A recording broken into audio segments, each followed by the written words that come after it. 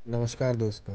मैं आज आपको एक ऐसी कहानी सुनाने जा रहा हूँ जिस पे विश्वास करना आपके लिए बहुत ही मुश्किल होगा, लेकिन यह कहानी लोगों की धड़कनें और जीवन को बदल देती है। ऐसी कहानी आपको कभी कभी किसी के मुंह से ही सुनने को मिलती है। दोस्तों, अगर आप पैरानॉर्मल एक्टिविटी पे यकीन है तो उसके लिए मैं आपको एक कहानी ऐसी बताऊंगा जो कि सुनते ही आपके रोंगटे खड़े हो जाएं और आपके दिल और दिमाग दोनों को ये सोचने पर मजबूर कर देंगे, क्या ऐसा वास्तव में होता है या सिर्फ ये कहानी है। चलिए ज़्यादा समय व्यर्थ न करते हुए कहानी पर आते हैं।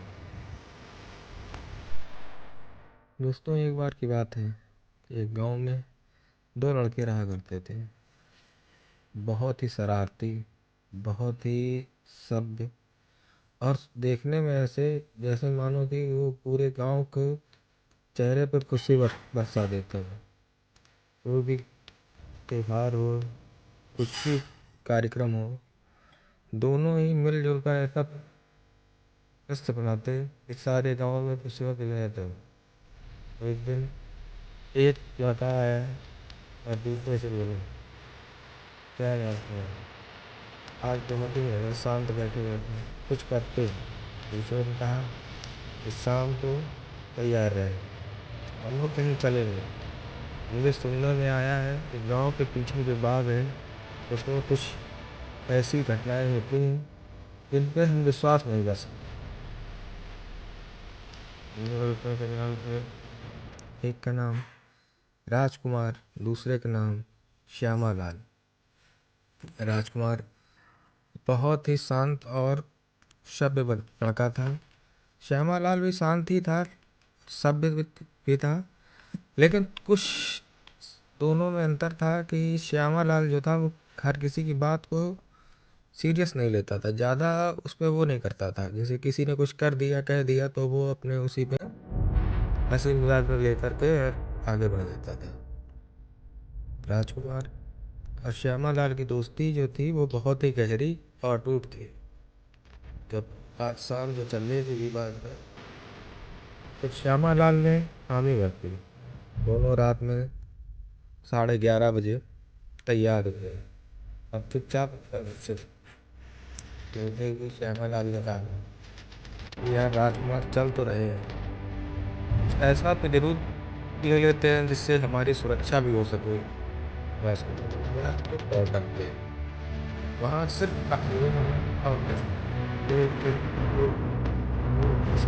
सबके सामने और सभी गांव वाले लोग जाने से डर रहे हैं।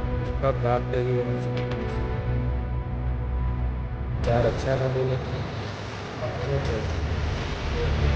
बाद में पहुंचे तो वहाँ कुछ पेड़ लगे हुए थे। ऐसे कुछ आवाजें, कुछ अनहोनी आते हैं जो दिमाग में चलती रहती हैं, सभी के जो कहानियाँ होती हैं, वैसे ही श्यामा लाल और राजकुमार के दिमाग में वो कहानियाँ चल रही हैं। किसी पेड़ पर किसी छलावे का बैठना, से सभी से डर गए।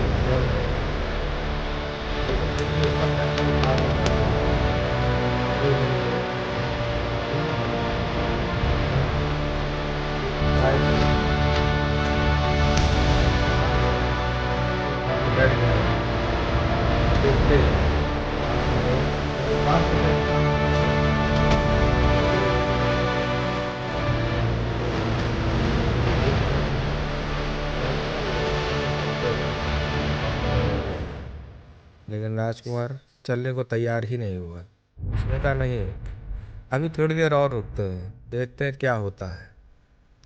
धीरे धीरे करते करते उनको अचानक से कुछ सुनाई देने लगा, जैसे कि कोई बात कर रहा है, क्या करना चाहिए हमको और इनको डराना चाहिए या नहीं। ऐसे फुसफुसाहट की आवाजें। ये सुनकर थोड़े से घबरा गए और कहने लगे, क्या कोई है यहाँ पे।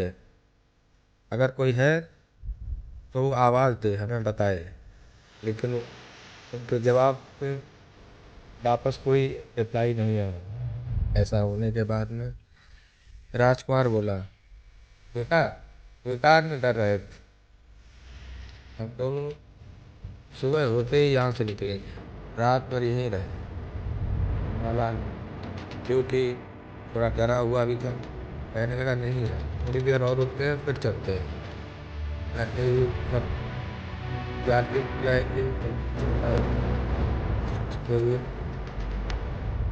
श्यामालाल और राजकुमार चारों तरफ राम के बताए थे। उनको तेज रोशनी से रोशनी खत्म हो गई। ऐसा देखकर वो लोग फिर चौंके और उस रोशनी की तरफ बढ़े। जैसे ही आगे बढ़े देखा कि एक सफेद कपड़े में एक आदमी खड़ा हुआ है, उनकी तरफ पीठ किए हुए। वैसे उसको डर गए। फिर तब तक की आवाज़ में पूछे, कौन हो तुम?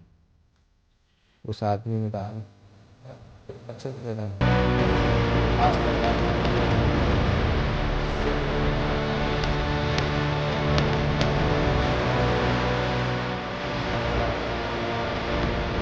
ऐसे और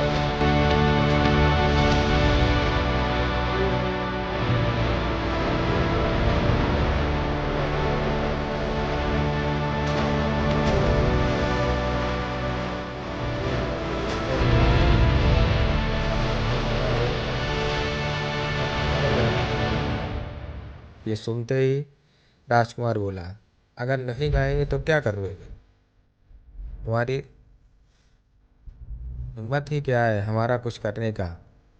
राजकुमार की ऐसी बातें सुनकर वो व्यक्ति पलटा और जोर से बोला, जाना है तो जाओ, नहीं जाना है तो मत जाओ, लेकिन ध्यान रखना, इसके बाद जो लोग आएंगे वो तुम्हें चेतावनी नहीं देंगे, सिर्फ अपना काम करो। जो भी तुम्हारे साथ होगा उसके जिम्मेदार तुम खुद होगे। श्यामालाल इतने में बहुत ज़्यादा डर चुका था और राजकुमार का हाथ पकड़कर खींचने लगा, बोला चलो घर पे चलते हैं। लेकिन राजकुमार थोड़ा जिद्दी भी था, कहने लगा नहीं, हम देखेंगे कौन आता है यहाँ पे और क्या करें। अभी कुछ समय और बीतने के बाद अब वहाँ पे आबादी बढ़ गई, तेज हवाएं चलने लगी जिससे पत्तों की आवाज़ें आने लगी और टहनियों की आवाज़ें आने लगी, जैसे कि सूखी टहनियों के लिए चल रहा है, थोड़े से चल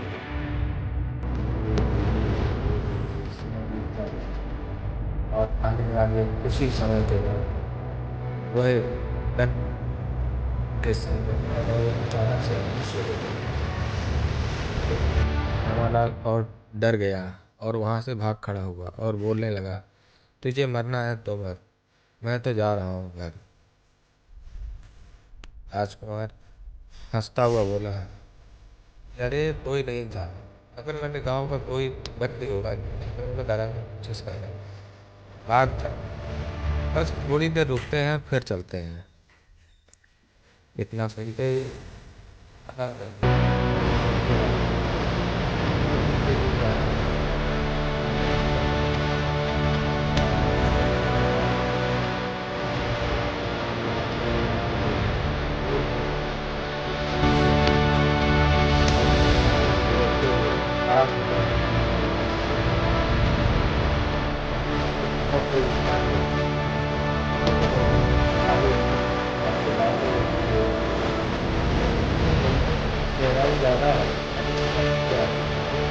रात में क्या दिखाई पड़ता है, कैसा है, क्यों जा रहे हो उधर? लेकिन सामने से दोनों में कोई आवाज नहीं थी और वो नदी के अंदर जाते जाते गायब। यह देखकर दोनों चकित रह गए। बोला अभी तो यहाँ कोई आया था और लगता है इसमें डूब गया है, मना किया, अब सुबह देखते हैं, बताते हैं सबको।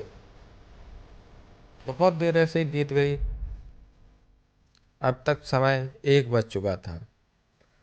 अचानक से उन्होंने देखा नदी का पानी शांत हो गया और वह दोनों व्यक्ति पुनः उसके अंदर से निकले और निकल कर श्यामालाल और राजकुमार के सामने खड़े हो गए और जोर से बोले, तुम लोग यहाँ कैसे आ गए और क्यों आए? उन्होंने कहा, हम लोग पास गांव में रहते हैं और यहाँ पर देखने आए रहते हैं। कहानी सच है या झूठ? वो कहा, ये सारी कहानियाँ सच है। हम लोग कई वर्ष पहले यहाँ रहा करते थे। अचानक से नदी में उफान आ गया। हम लोग रात में भाग रहे थे और अंधेरी रात मुझे दिखाई दे दिया, जिसके कारण बहती नदी में डूबते चले गए। और अचानक अब समझ गए मैं कौन है? अब तुम लोग क्या और तुमको अपना काम करो।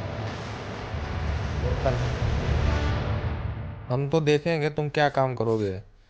उन्होंने कहा, हम मनुष्यों का शव का खींच के लाते हैं और उसको खाना शुरू करते हैं। हमारा यही रोज का भोजन है। तुम नहीं देख पाओगे, तुम डर रहे हो, बच्चे ये घर गए कर दोनों चौंक गए। जवाहरलाल राजकुमार से कहने लगा, अब तो चलो, क्या मरकर ही यहाँ से जाओगे?